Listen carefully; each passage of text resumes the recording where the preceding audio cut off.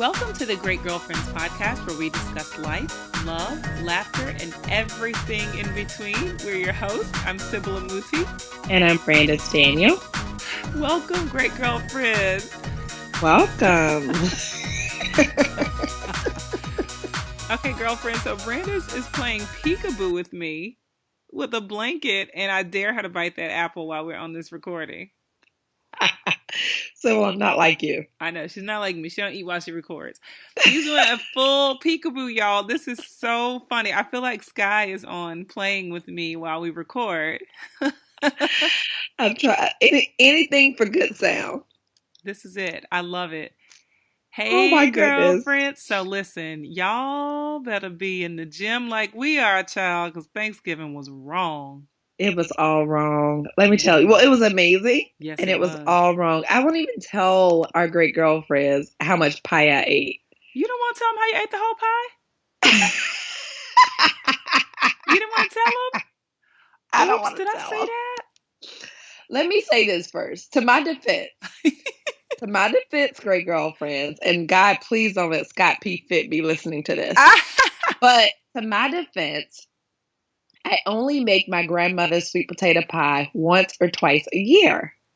And I never seem to be around. Sybil is rolling her eyes at me right now. But I only make it once or twice a year. That's it. And so when I do make it, it's just so good. Oh, and I just keep going back for a little. And you know how I slice it, Sybil. I know. You know I just take a sliver here and a sliver there. Pinch, whole thing's gone. But you still look cute. You cute.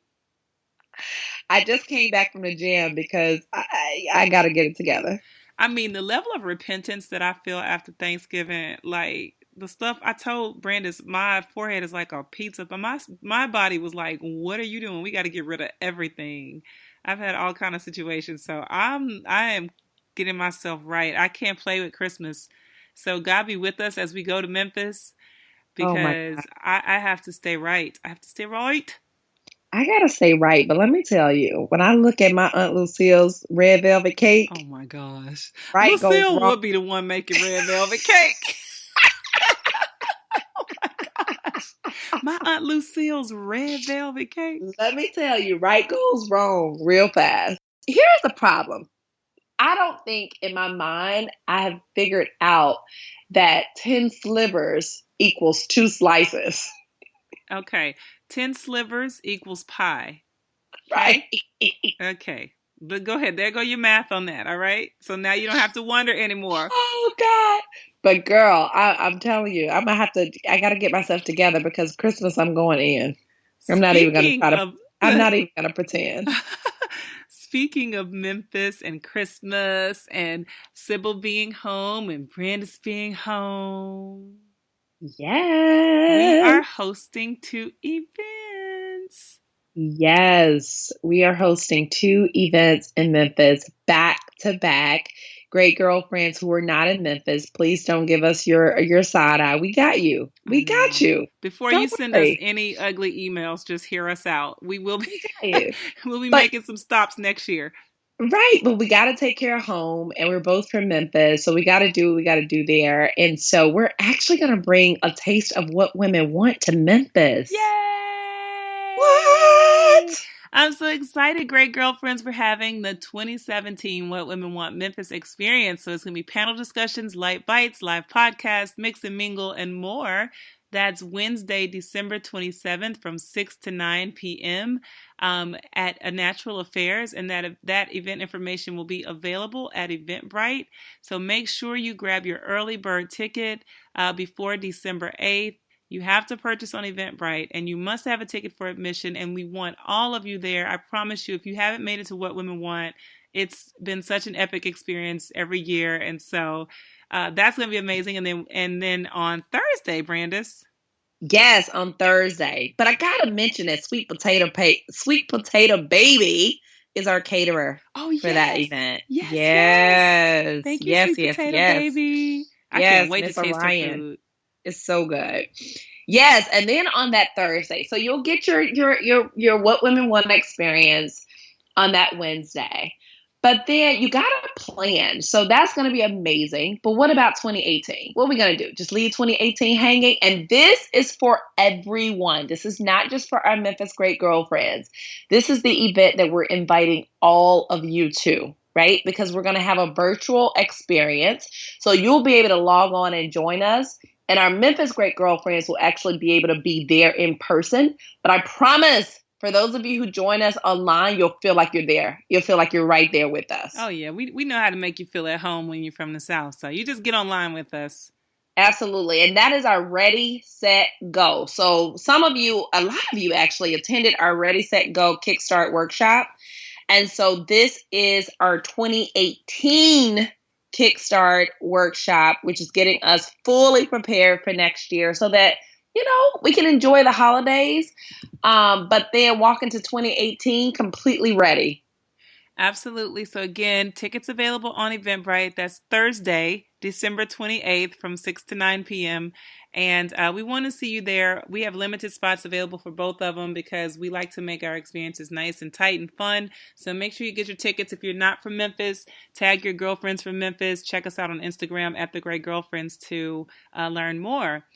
And so for this week, OMG, we have such a great episode.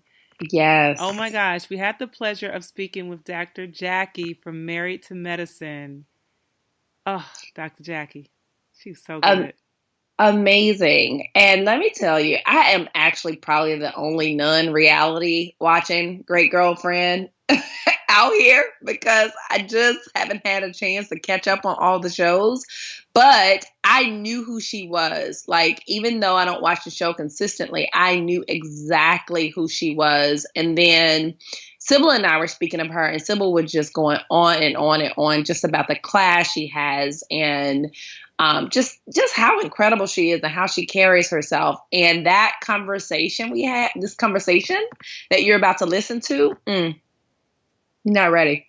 Yeah. So if you haven't followed Married to Medicine, do a little Google search so you can understand the context of why this conversation with Dr. Jackie blew both myself and Brandis away. And then after you listen, we want you to make sure you share with every single one of your girlfriends because I feel like Dr. Jackie left us with so much wisdom that we could all take forward and apply to our lives and when we face setbacks and circumstances, etc. Yeah, absolutely. So enjoy. Incredible.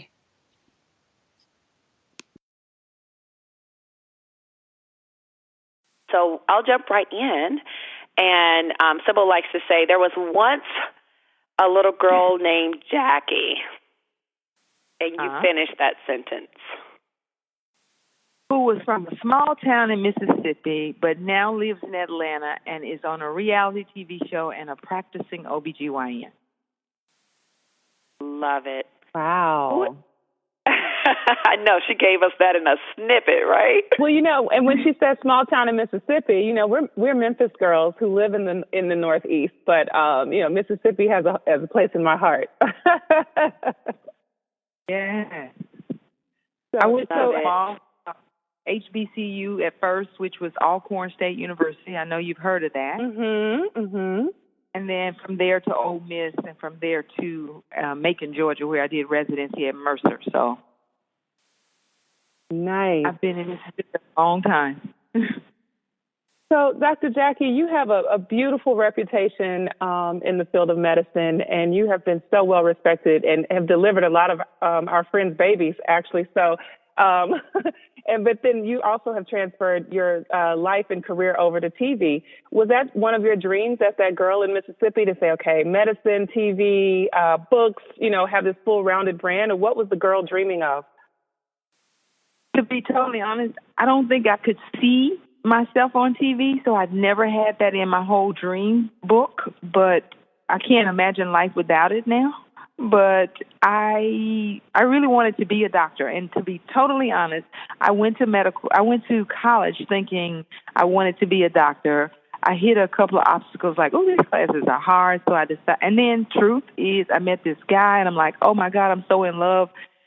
I just want to get married and be a wife, blah, blah, blah. So I changed my major and did medical technology. And everybody knows how the story goes. As soon as I got into the medical technology program, he dumped me. I'm thinking, oh, my God. So I finished that program and worked for a couple of years because my parents were like, you have to send yourself to college now if you're going back to school. And so I worked 2 years and then went back to medical school, and here we are now.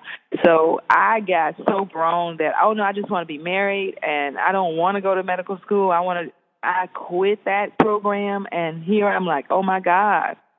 And my parents were like, nope, you pay to go back. Wow. Yeah. So you had to really want it. Right. And I was God. like, that breakup was so orchestrated. He was like, no, I got another plan for you. So let me break this off right now. Yeah, I was so devastated because I'm like, I could drink 10 gallons of this boy's water. I was so excited. He was wonderful. Oh, my goodness. And as soon as I started the tech program, as soon as I started, he said, I don't want to do this anymore. And I'm thinking, what? Wow. Wow. I believe those moments definitely shape our destiny in a lot of ways, because at that point we have a choice to make. Is it going to be the dreams that we always wanted, or is it going to be the life that's left for us? And it sounds like you went after the things that you knew you wanted in the first place. So there was something inside of you that couldn't be held back. Yep. And I was determined. And I'm so, it's the best breakup ever. Mm-hmm. Every time I see the guy, I say thank you. Right. Oh, my God. What's that song Beyonce had, The Best Thing I Never Had? Yeah, exactly. Yeah. Thank you. That is so good. But so, Dr. Jackie, you have, have shown throughout the episodes of Married to Medicine. We'll fast forward to Married to Medicine, where the world really got a chance to see what Atlanta has known so much about you for so long.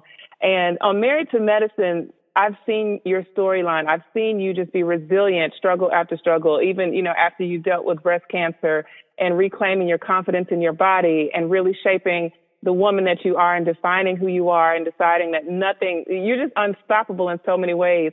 What is it in you that keeps you moving forward so aggressively? I believe in being a woman of my word, and I can recall telling my parents one day, I'm going to take care of you.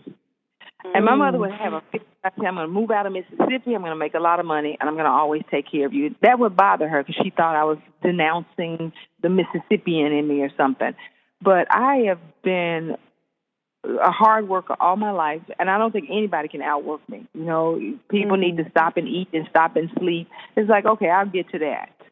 But I have always wanted to make sure I had more than enough so that I could bless my parents, now my mother, of course, and all the people around me. And so having more than enough isn't just having money, though.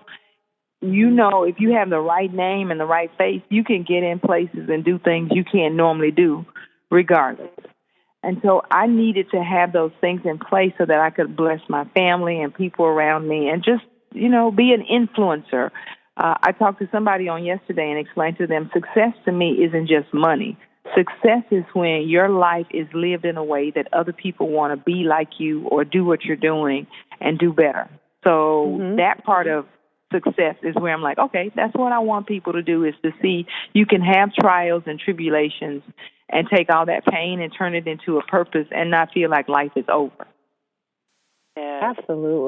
Absolutely. We right. see that. I felt that. And that's been consistent in the way that you've displayed yourself. You're not the typical reality show character. There is so much purpose behind you. There's so much depth. There's so much spirit. There's so much faith.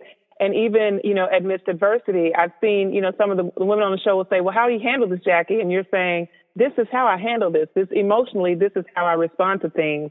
Me representing myself with stillness and calmness is a reflection of how I handle myself. But most people aren't used to that.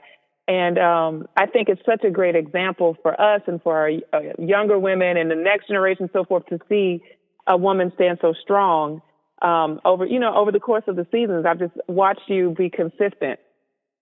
consistent in your character. So I just want to applaud you for that. Strong is all I know. And it's like, now you can trust and believe this season I wanted to bury my head in the sand. But I had too much going on to stop, and I certainly wasn't going to be a victim to what happened. And it was like, okay, we're going to get through this, and hopefully somebody will be able to look back at it, which already I've gotten tons and tons of emails and social media quotes that people are going through the same thing, and a lot of people react instead of responding. And I think when we respond, we take time to think it through and, add up the cost and figure it out. When we react, we just go crazy, become belligerent, and make a decision. And then I see those ladies in the office, they're miserable. They decide this wasn't for, I'm not going to do it. You can't treat me like that. And then they're miserable the rest of their lives and make everybody else miserable. Now, it works for my doctor part because they come to the doctor a lot. But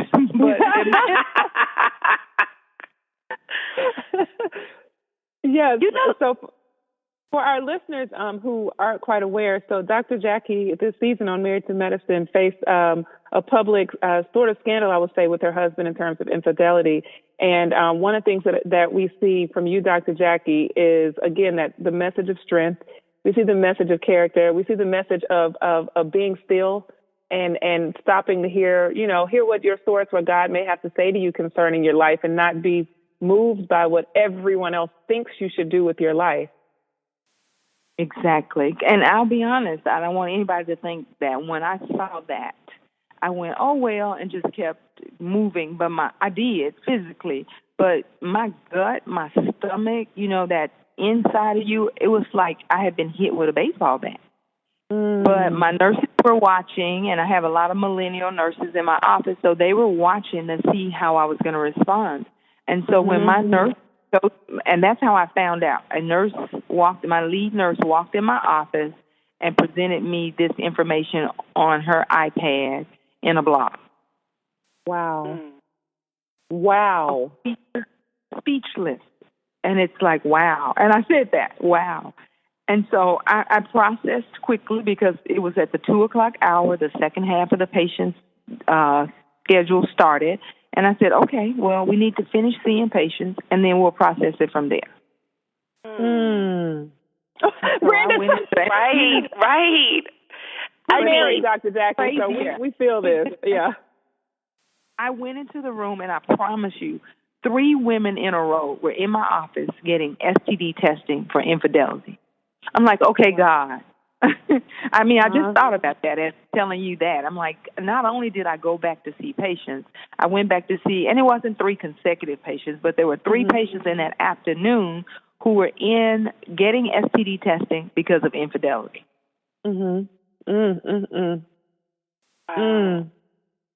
Yeah. Wow. And talking about a silent treatment, though, I was like, okay, slide down. Slide down a little further. I didn't add anything to it. I did not say, Capri is rolling out tonight and we cutting up men. I just said, okay, slide down. We'll get in touch with you in 3 to 5 days with your results. We don't mail them. We call you. Oh, my gosh. In that, though, I just heard like this strong spirit of service. I would have walked out the office. Nobody would have been seen. Office closed. Sorry. Appointments rescheduled. And, the fact that there's this strong spirit of service. Where's that come from? I guess that's my love language. I'm not sure. But, think about it. When you make an appointment to go to your doctor, especially your OBGYN, for us, all of us women, you take a day off. You block your day off. And can you imagine getting a phone call saying your doctor's canceling your appointment and you're walking in the door or something? No. And I think about that all the time. When I take off to go to the dentist, the doctor, anything, and they cancel my appointment on the day of, it messes up my whole schedule. Right. So I thought about those ladies who had taken the day off, who had a babysitter for the kids. Trust me, I wanted to get in my car and roll out. Right. But I said, okay, they're paying to see me today, and look like I'm going to need a little extra money now. But you know, Dr. Jackie, if you had rolled out, I know 4 women from Married to Medicine that would have rolled with you. And so I think what was so good for you is that you decided, you know, and this is a big thing for great girlfriends, you decided to handle your life your way. And sometimes our girlfriends are in the car with the car warm saying, Jackie, let's go. We got to go roll out. How have you know? Oh, I'm sorry. I was saying, you know, your girlfriends are in the car and they're ready and the car's warm and they're like, Jackie, let's roll out. So how is it that you navigate this? Because, you know, what I hear from you also, Dr. Jackie, is that you may put other people's needs before yours sometimes. And that service, that heart of service that's what people with a heart to serve do. But how do you keep a balance between what other people think you need to do and what you should be doing? And you know what, as a physician, I think if you got a good doctor, that just comes with the territory where you have to put others before yourself in a lot of instances. But my girlfriends from the show, and I love them. Some of them are very reactive. And as you know, I could see them now backing up to the house with the beep, beep, beep with the U-Haul truck and saying, let's load it up and get out of here. But I knew I needed to just stop. And I think, Sybil, you said it at the top of the I needed to hear what God needed me to do. And so most of the time, God's not speaking, or he is speaking to us. We're so loud and obnoxious and mad at the time you can't hear it.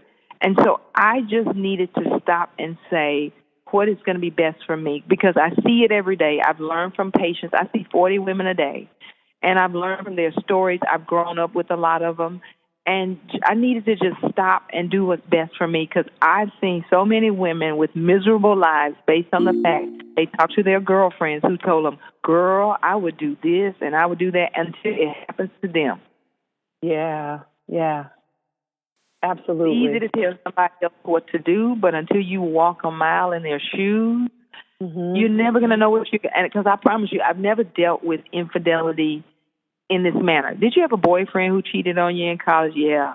But being married for 15 years, and certainly there were struggles, probably due to the fact that I work a lot. But I never thought that it had gotten so bad where we needed outside attention. Other than a therapist. So we needed a therapist, but I didn't think that, I just didn't, and I didn't know, and I'll be honest, I still struggle today because you hear so many of your girlfriends say, I knew it.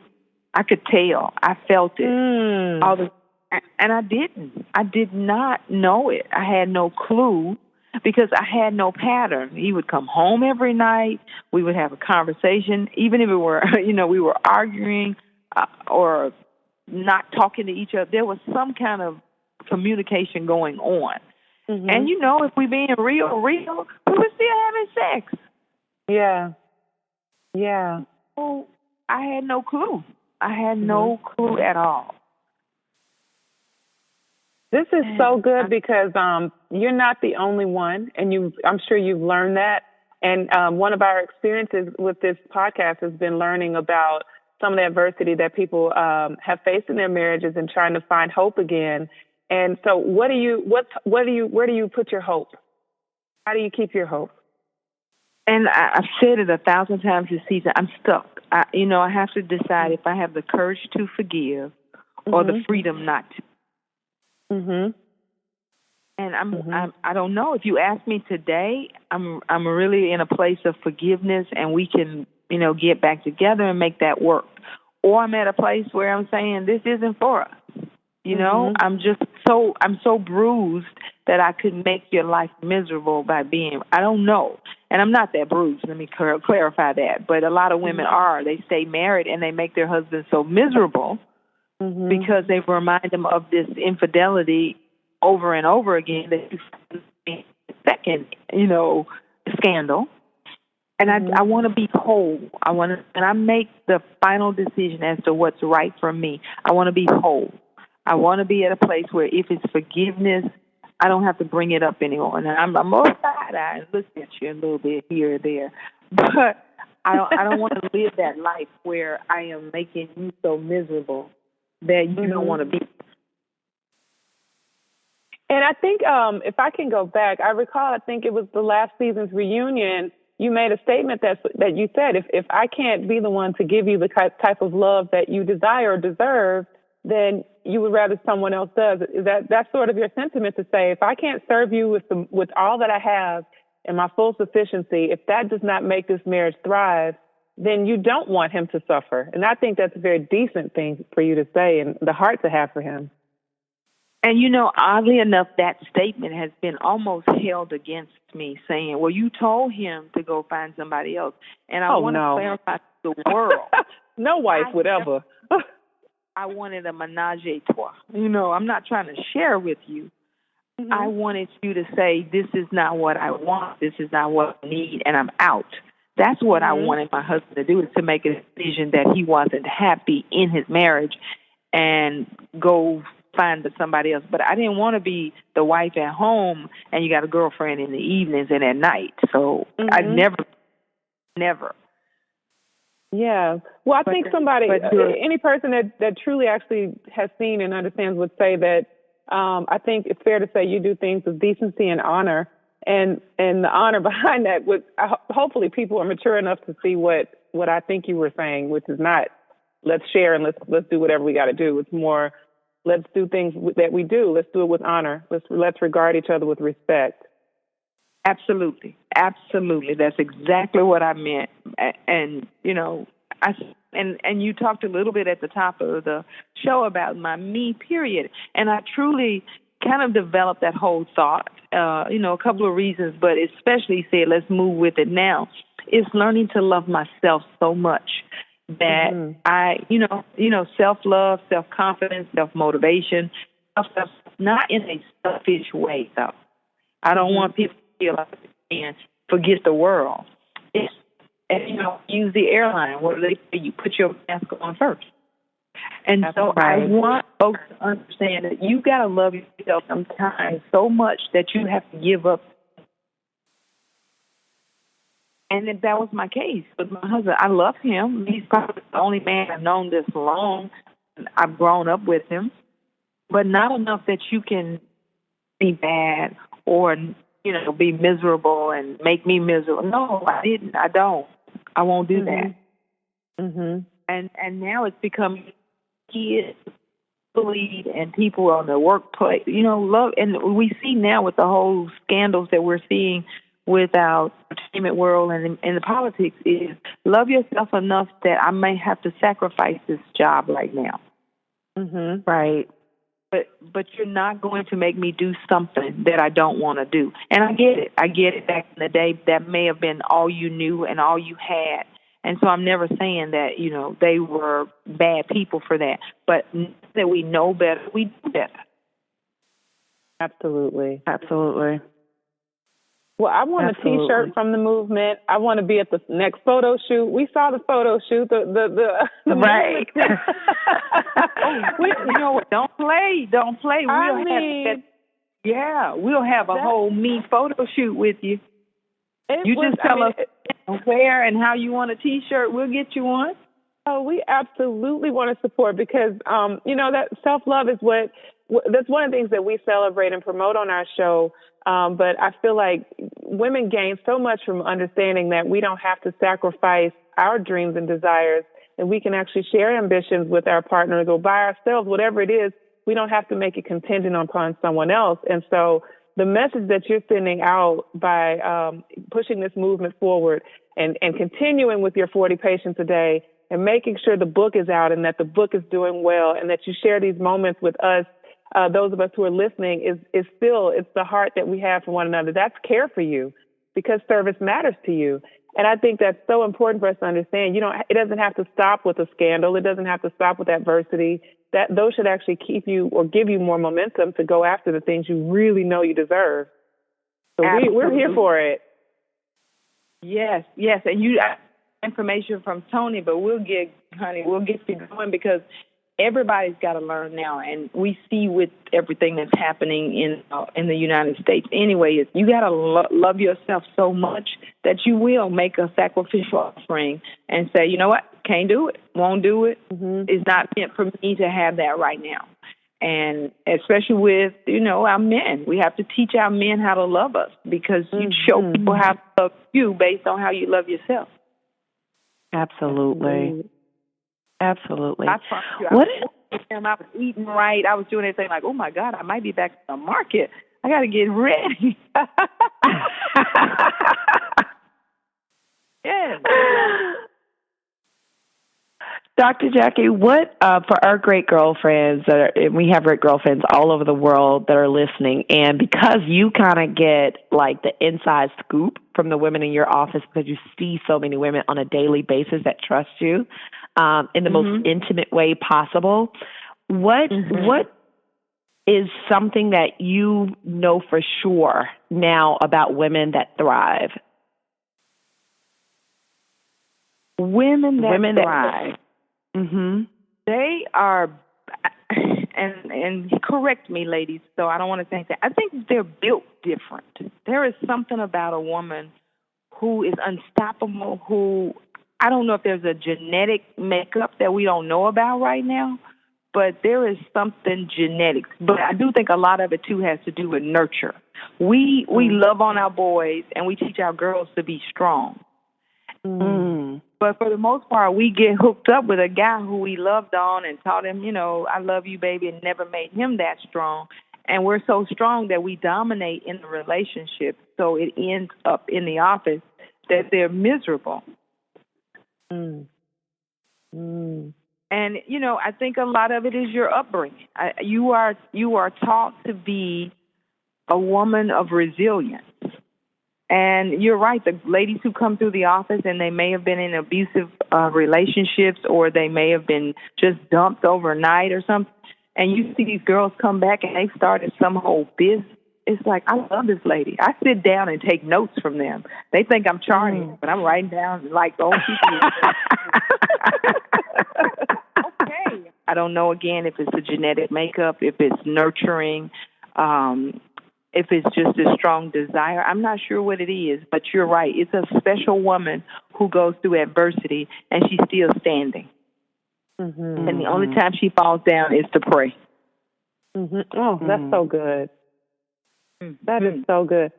Or to write a book, which is now available, which we want to dive into. It is available. How in the world did you manage to add a book to all that you do? I think there's 3 of you somewhere, but I'm gonna pretend like there's only one. So please tell our listeners about your new book. It's a lovely book on the shelf, and it's really help women who have been impacted by breast cancer. It's called Perfect Imperfections. It's a book of beautiful women, and the reason I've included survivors and supporters is the survivors, myself included. The scars from breast cancer can sometimes be a little bit debilitating in that you're a little embarrassed in the dressing room. You can see the scars. You're a little bit more asymmetric. It's not as natural looking. And I learned from going into a dressing room in Chicago that one of the dressing room attendants, really the owner of the salon, said, who messed up your implant? And so I know it. I was devastated for only like 0.5 seconds. And then I wanted him to touch it and feel it because I wanted him to know better. And he didn't do it like out of malice. I really think he didn't know. And so I said, well, this is, after a double mastectomy, and these scars are from saving my life. But then talking to other women, they all had the same thing, that they were embarrassed on some level by their breast. It's symmetric because I had radiation on the left side, but I didn't have radiation on the right side. The appearance is a little different. Created a book again of women who were willing to show their scars, and some of them got close to the print and kind of backed out a little bit, and you can't see the whole breast. But I also included support because what I know about women, we all have some perfect imperfection. I don't like my thighs. I don't like my lips. I don't like something. So the book has, again, at the bottom of the page, if you're a supporter or a survivor, and it just shows that we're all beautiful in our own way with something that we would consider imperfect, but it's our perfection. I love that. And the book is not just for women who've gone through breast cancer, right? Anyone can pick up this book and be inspired. Exactly. And it's more of an Ann Gaddis look, where you look at the picture. You get some of them, you look at their eyes, and you say, oh, my God, look at her eyes. Because one of my friends on page 44 or 45, we just buried her on last Friday. When she took the pictures, ladies, she was perfectly fine. She had been in remission for 4 years, absolutely nothing. And this May, she was playing tennis, short of breath, went to the emergency room, and they found she had a recurrence of breast cancer that moved so rapidly, responded to absolutely none of the treatments, and she transitioned as an angel last Saturday before last, and we buried her last Friday. My goodness. Wow. But when you look at her eyes, though, and this was before any diagnosis, they're so captivating. And again, she's a lady who had a double mastectomy and was perfectly fine. So the book is, you're right, is for any lady who's struggling with something that she's not quite comfortable with, to say, you know, you too can do this. Well, Dr. Jackie, that's all of us. Yes, nobody is exempt.